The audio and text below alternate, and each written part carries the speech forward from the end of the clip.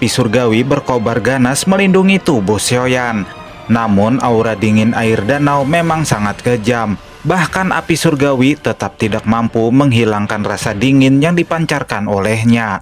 Semakin dalam Xiaoyan menyelam ke dasar danau, nyala api surgawi di tubuhnya semakin padat.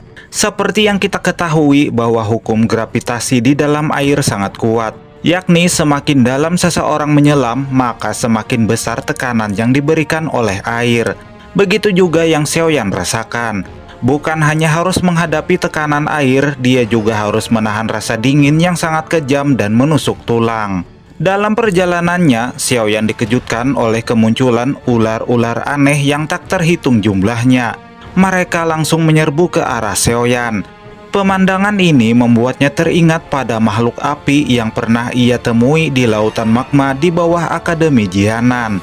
Tanpa ragu, Xiaoyan segera mengeluarkan pedang balok dan melepaskan serangan sehingga membuat semua ular itu musnah menjadi abu. Xiaoyan menyadari bahwa tampaknya ada sesuatu yang tersembunyi di dalam dasar danau tersebut. Ia terus melaju ke dasar danau dan menemukan banyak fragmen batu.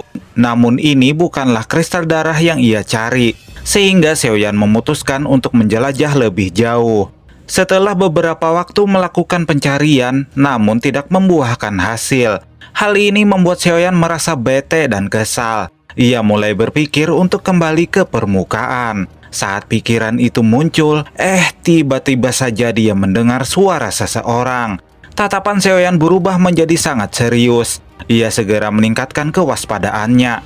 Namun suara itu kembali menghilang. Ia masuk lebih dalam ke sebuah tempat terdalam di dasar danau. Tempat itu dipenuhi dengan pasir hitam. Tidak jauh dari tempat itu, terlihat seseorang yang terikat oleh rantai logam. Sosok manusia itu segera membuka matanya. Mulutnya mengeluarkan suara yang dipenuhi penderitaan. Ia memohon kepada Xiaoyan untuk membantunya keluar dari tempat tersebut. Ia bahkan berjanji akan melakukan apapun yang Xiaoyan inginkan sebagai balasannya. Xiaoyan hanya diam, dia tidak langsung menerima permintaan itu. Sebab ia tahu bahwa suku Piton Kono dipimpin oleh seseorang bernama Yao Xiaotian. Namun begitu nama itu disebut, tatapan Yao Ming berubah tajam dan amarahnya memuncak. Dengan geram ia menyebut Yao Xiaotian sebagai seorang bajingan yang telah merebut kekuasaan melalui pengkhianatan dan tipu daya keji. Ia menceritakan bahwa dirinya telah dikhianati oleh Yao Xiaotian dan disegel di dasar danau mata air 9 yang dipenuhi energi dingin yang menusuk tulang. Xiaoyan hanya bisa terdiam ketika mendengar curhatan itu. Dalam hati kecilnya ia dapat merasakan sedikit penderitaan yang dialami oleh Yao Ming. Bertahan selama bertahun-tahun di tempat mengerikan seperti itu adalah sesuatu yang lebih menyedihkan daripada mati secara langsung. Setelah merenung sejenak, Xiaoyan meminta Yao Ming menjelaskan apa sebenarnya hubungannya dengan Yao Xiaotian. Seketika itu pula Xiaoyan sangat begitu terkejut ketika mendengar pengakuannya. Yao Ming adalah kakak kandung dari Yao Xiaotian. Sejak awal tahta sebagai pemimpin suku Piton Kono memang diwariskan kepada Yao Ming, dan para tetua pun telah mendukungnya. Karena hal itulah Yao Xiaotian merencanakan kudeta dan menghancurkan saudaranya sendiri. Dia bahkan dengan kejam menyegel Yao Ming di dasar kolam, tempat yang mengerikan dan dipenuhi penderitaan tersebut. Sebagai murid Haji Yao Chen, hati kecil Xiaoyan bergetar ketika mengetahui cerita dan derita yang telah dialami oleh Yao Ming. Xiaoyan teringat bahwa sebaik-baiknya manusia adalah seseorang yang bermanfaat bagi orang lain. Sebab itulah dalam hatinya Xiaoyan berencana akan membantu Yao Ming. Tapi sebelum itu, Xiaoyan ingin memastikan bagaimana cara mereka melawan Yao Xiaotian. Bagaimanapun juga orang itu telah dianggap sebagai ketua suku Piton Kono dan didukung oleh para tetua suku. Jika bertindak dengan gegabah, maka mereka sendirilah yang akan mengalami kerugian. Yao Ming menjelaskan bahwa dirinya memiliki tongkat pusaka warisan dari ketua suku sebelumnya. Tongkat ini merupakan tanda bahwa seseorang diakui sebagai ketua suku Piton Kono secara turun-temurun. Jika aku bebas dari segel ini, aku yakin dapat menghabisi Yao Xiaotian. Apalagi selama beberapa tahun terkurung, energi dingin mata air 9 telah meningkatkan kekuatanku sehingga mencapai doseng bintang 2. Sementara Yao Xiaotian, meskipun dia telah meningkatkan kekuatannya berkat bantuan tetua pertama yang juga berkhianat, kemungkinan besar masih tetap berada di tingkat doseng bintang 1.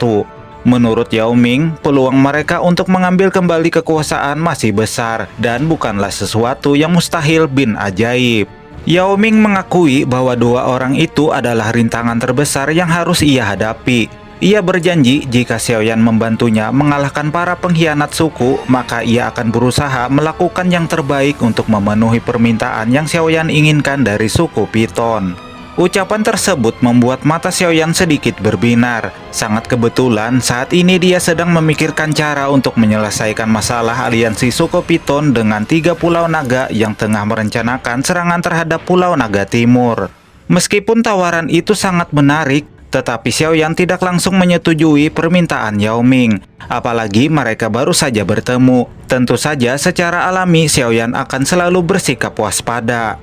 Yao Ming hanya bisa menundukkan kepalanya. Situasinya saat ini sangat tidak berdaya. Dia tidak memiliki pilihan apapun karena Xiaoyan adalah satu-satunya orang yang ia temui setelah ratusan tahun berlalu. Jadi dia harus memanfaatkan kesempatan ini sebaik mungkin.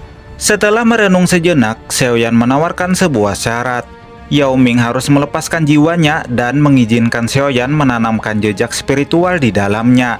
Yao Ming tampak gelisah karena hal ini sama saja seperti menyerahkan nyawanya kepada Xiaoyan. Namun karena tidak ada pilihan lain, ia lantas menyetujuinya. Xiaoyan tersenyum tipis ketika melihat Yao Ming mengeluarkan jiwanya. Tanpa banyak basa-basi, Xiaoyan langsung menanamkan jejak spiritual dengan esensi api surgawi ke dalam jiwa tersebut. Barulah setelah proses itu selesai, Xiaoyan menanyakan tentang keberadaan kristal darah. Yao Ming menjelaskan bahwa benda itu adalah benda yang sangat langka. Bahkan di dalam suku sekalipun sangat sulit untuk menemukannya. Namun ia mengaku bahwa dirinya telah menyimpannya di dalam tubuhnya. Tanpa ragu, Yao Ming segera membuka mulutnya dan memuntahkan sebuah kristal yang memancarkan cahaya merah. Cahaya itu mengandung energi dingin yang sangat kuat. Xiaoyan tidak bisa menyembunyikan rasa gembira di wajahnya ketika melihat kristal darah. Xiaoyan mengulurkan tangannya dan menerima batu kristal darah yang menggantung di depannya. Kekuatan gelap dan dingin menyebar dari kristal darah. Akan tetapi satu hal yang masih harus ia selesaikan, yaitu bagaimana cara melepaskan Yao Ming dari segel rantai tersebut. Yao Ming memberitahu Xiaoyan bahwa rantai logam itu bukanlah satu-satunya yang menahannya, melainkan batu yin yang melekat pada ujung rantai. Batu yin itu mengandung energi gelap dan dingin yang dapat menguras doqi yang ada di dalam tubuhnya, sehingga membuatnya tetap berada dalam kondisi yang lemah. Ada beberapa formasi tersembunyi di antara rantai logam dan batu yin tersebut. Jika kau berhasil menghancurkannya, maka aku akan dapat menghancurkan rantai logam ini meskipun dia terbuat dari bahan yang unik. Xiaoyan menghilang dari tempatnya dan muncul tepat di ujung rantai logam. Benar saja di ujung rantai itu terdapat batu hitam pekat. Ukuran batu itu tidak besar, tetapi kekuatan dingin dan gelap yang terkandung di dalamnya membuat jiwa Xiaoyan bergetar. Meskipun tubuhnya telah dilindungi oleh api surgawi. Xiaoyan mengepalkan tangannya dan api surgawi berkumpul di tangannya. Dengan satu ayunan, dia menghantam batu hitam itu sehingga menciptakan ledakan yang sangat kuat. Hantaman tinju itu membuat air bergemuruh, namun hal itu hanya membuat batu hitam bergetar. Padahal kekuatan pukulan yang dilepaskan oleh Xiaoyan barusan bisa melukai seorang elit Banseng, namun tidak bisa menggores batu hitam itu sedikit pun. Yao Ming memberitahu Xiaoyan bahwa batu yin itu telah dimurnikan oleh kekuatan dingin dan gelap selama bertahun-tahun. Batu hitam itu sangat keras dan tidak bisa dihancurkan. Bahkan jika aku memulihkan kekuatanku, akan sangat sulit bagiku untuk menghancurkannya. Xiaoyan merenung sejenak, dia mencoba meraih rantai logam dengan tangannya. Namun tiba-tiba energi putih segera muncul. Xiaoyan segera melepaskan rantai logam itu.